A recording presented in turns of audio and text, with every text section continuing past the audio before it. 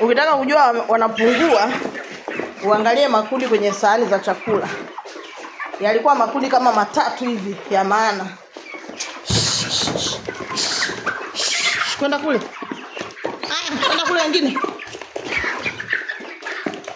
Lakini saa hizi unaweza kuona yamebaki mawili. Ili hapa na lile pale. Hapo ndo utajua kwamba hawa kuku wanapungua. Sawa tumepunguza na vyombo. Hatuwezi kuweka vyombo vitatu alafu watumie chakula chetu tu wakichezee.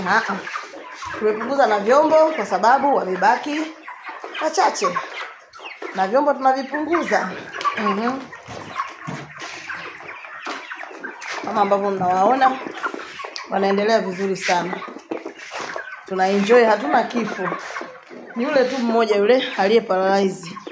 Yule pale. Lakini kwa neema ya Mungu anasimama, anatembea, anakaa, anasimama, anatembea, anakaa. Unamwona? Unamwona? Unamwona? Unamwona?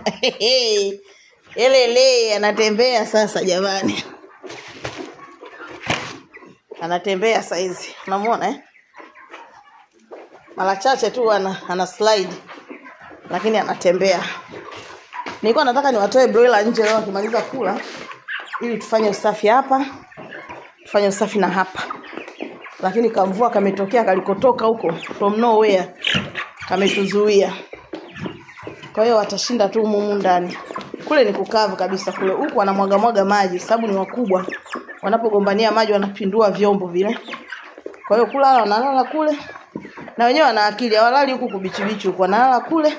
Hawa ni wakubwa. Hawanipi stress sana. Hawanipi stress sana. Na wanaendelea vizuri. Mungu ni mwaminifu. Lete maji mwanangu. Mungu ni mwaminifu. God is good. God is good. Weka hapo.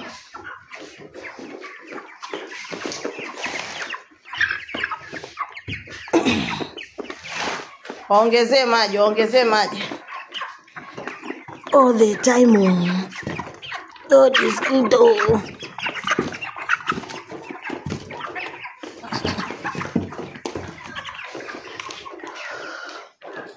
So, nabaki makundi mawili tu.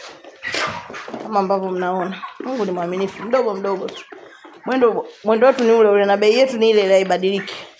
Msimbazi.